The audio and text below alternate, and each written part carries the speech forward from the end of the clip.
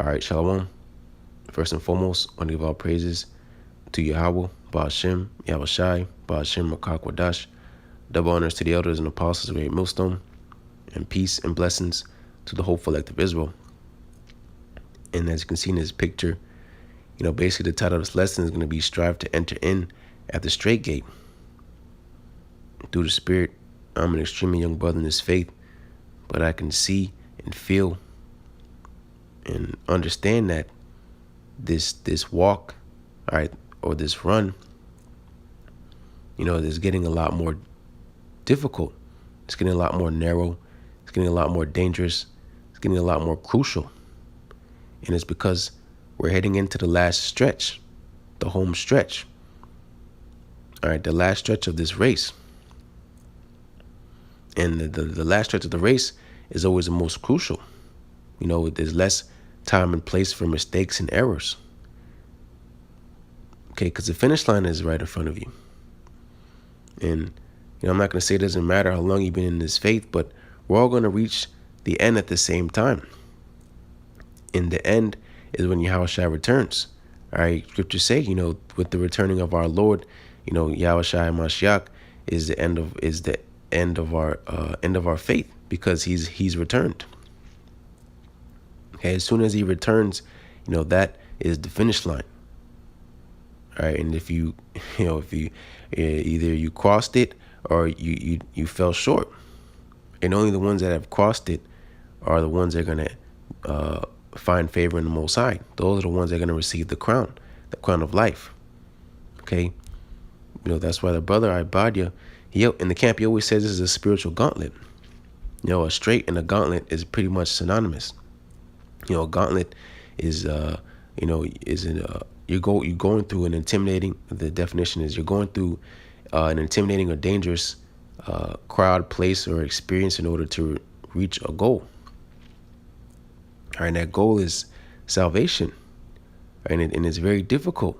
It's very dangerous. It's very intimidating. It's very scary. Okay, but it's also exciting. It's exhilarating. It's and at the end, it's an honor.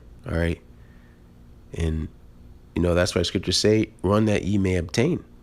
You're not just in this thing to just float around and just participate. No, you're running because you wanna win. You wanna cross the finish line. You wanna receive that crown.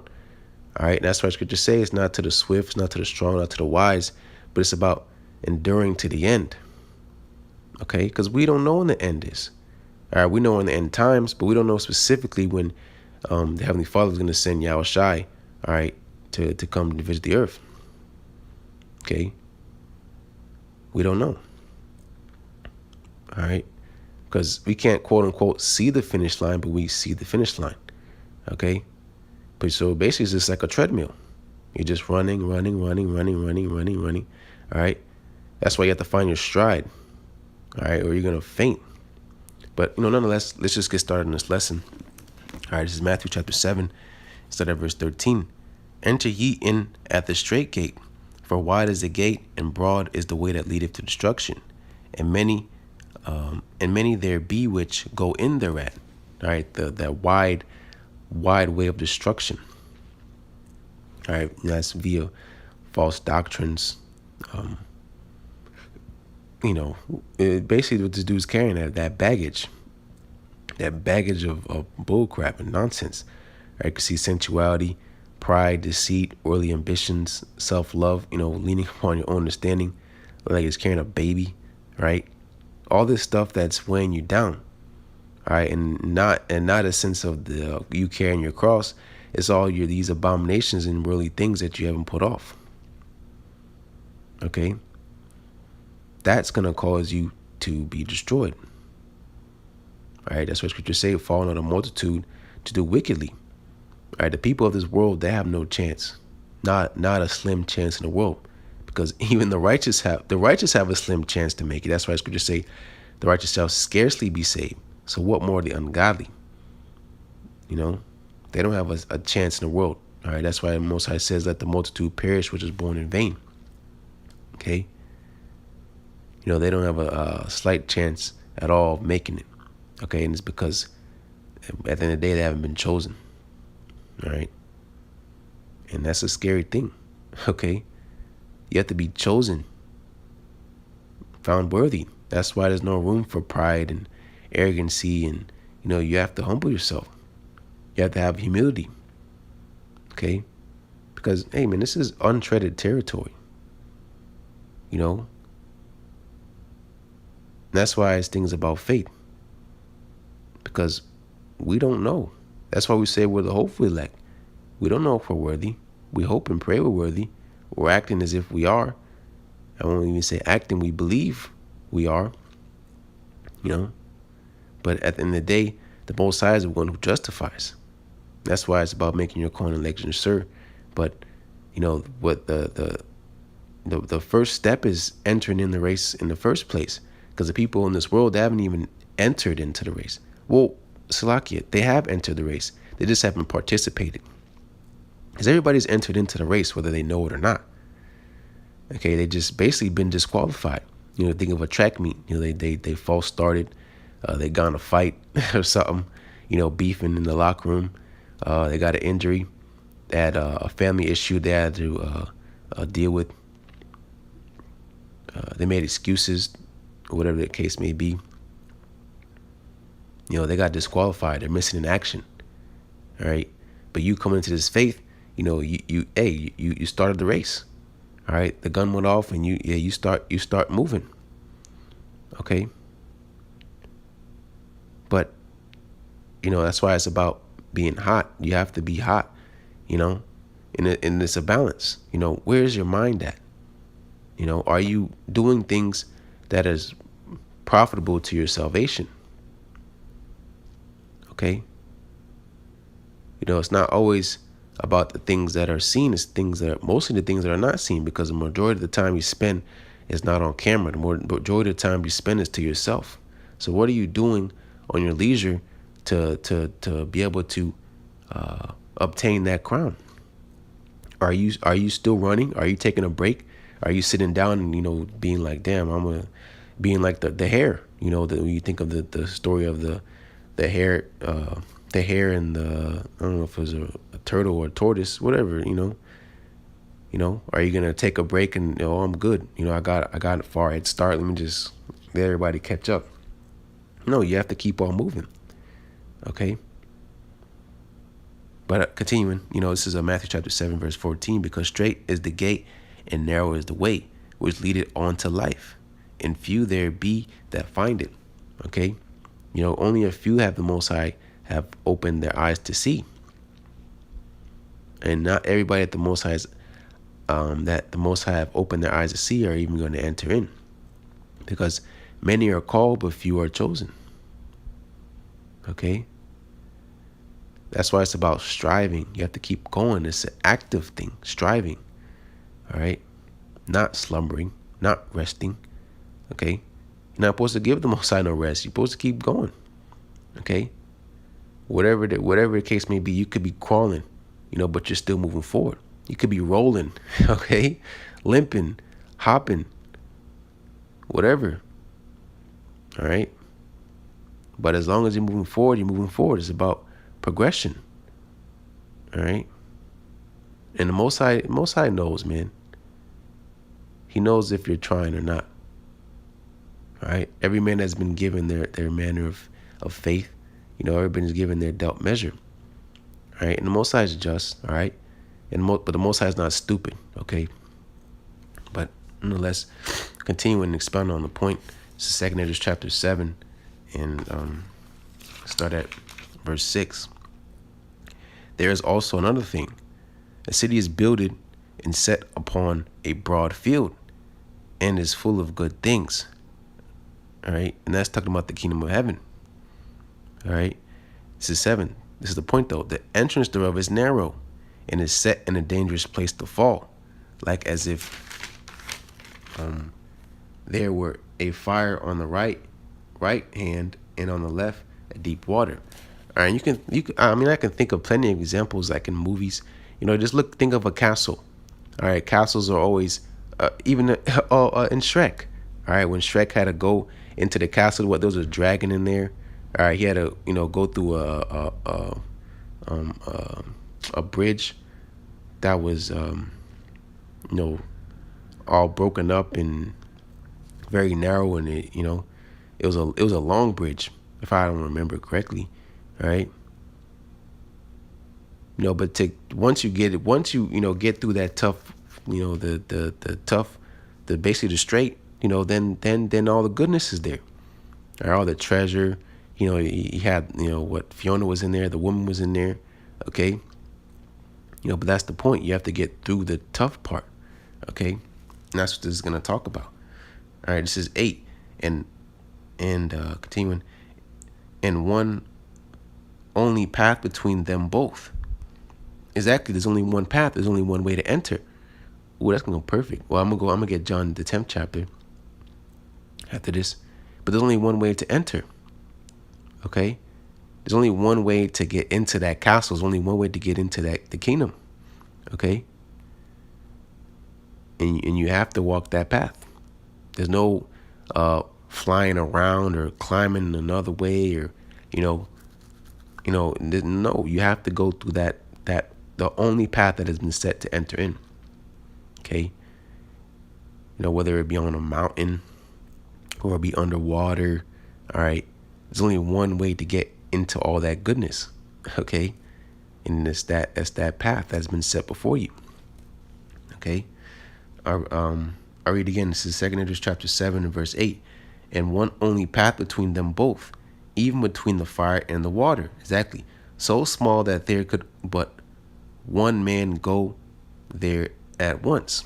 Exactly. So, there's no piggybacking. There's no tag teaming. There's no pulling somebody on a trolley. All right. It's just you, your path, and the Most High observing and watching. Okay. One man at a time. Okay. That's why it's about building yourself up. All right. Carrying your cross. Ain't no, hold my shit for a little bit. No. You have to keep going. All right. Or it's going to be a shame unto you. All right. This is verse 9. If this city now were given unto a man for an inheritance, if he never shall pass the danger set before it, how shall he receive this inheritance? How are you going to be worthy if you don't go through it, if you don't earn it? Okay. How shall you receive? How shall you obtain if you don't do, basically you're not worthy? How can you receive, like the scriptures say, how can you receive this inheritance if you don't go through the danger set before it? Okay, that's what being a cheater, having video games, using all the cheat codes.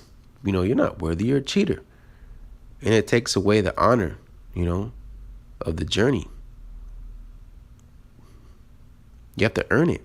Okay, you have to earn it. All right, and that's that walk. All right, and that's earning your stripes. All right, but like I said, I was gonna grab this. This is John. This is John chapter 10. John chapter 10 and verse 1. Verily I say unto you, he that entereth not by the door into the sheepfold, but climbeth up some other way, the same as a thief and a robber. Okay, and entering in not by the sheepfold is trying to get into the kingdom some other way. That's pretty much what the scripture is saying. There's only one way to enter in. All right, and that's why you see men out here on the highways and byways talking about the elders and apostles on down. All right, those men are the gate.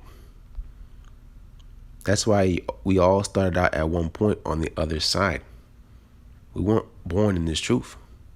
We all at one point were on the other side of the fence, of the gate. Okay? And we knocked. And the Most High, if he was dealing, he gave you the increase. He supped with you. All right, and that's why you were worthy enough to even enter in. All right, you have a chance, because the people of this world, they don't have a chance. at all. Okay? Not a chance in the world. But you do. That's why we say we're part of the hopeful elect. We have a chance of being one of those men. We don't know, but we believe. That's why we strive. Okay? And the Most High is going to meet us if we do what we're supposed to. All right? He'll push us. He'll make us get through it if we're chosen. All right? But continuing, this is 2. But he that entereth in by the door in the sheep of the it's like it. John 10:2. But he that entereth in by the door is the shepherd of the sheep. Okay, you have to go in the right way. You have to come in this thing organically, not any other type of way. All right, and you can see the fruits of trying to enter in some other kind of way. All right, you see all these false doctrines going on with the other congregations and their rebellion, and the apostles and elders of Great Millstone is who the Most High set up. All right, and you trying to go and come up some other way, you're just setting yourself up for your demise and your destruction. All right, and that's pride. All right, you learned from these men, and now you want to come up against them. You learned from them, and now you want to make your own path, and then you're going to lead others to that path also. You're a demon. Okay, and again, that's that dangerous walk. Okay, there's all type of traps and snares, stumbling blocks. Okay, that's why you have to keep walking. You can't let nothing stop you. All right, stuff like what the apostles have been getting on is about brothers getting lineups and stuff. All right, that's a stumbling block to a lot of people in a fence where they say F this, and they turn back around and put in continue not with us. No. But that happens every single day. But again, you have to keep walking. You see people in front of you tripping and falling to their death, people behind you wailing and gnashing their teeth. You have to keep going. No matter whatever it is, you have to keep going. All right? Because there's no other way. There's no other way. You can't say, damn, maybe if I stop, it'll be easier. No, because you have to remember the latter end. You're going to be destroyed.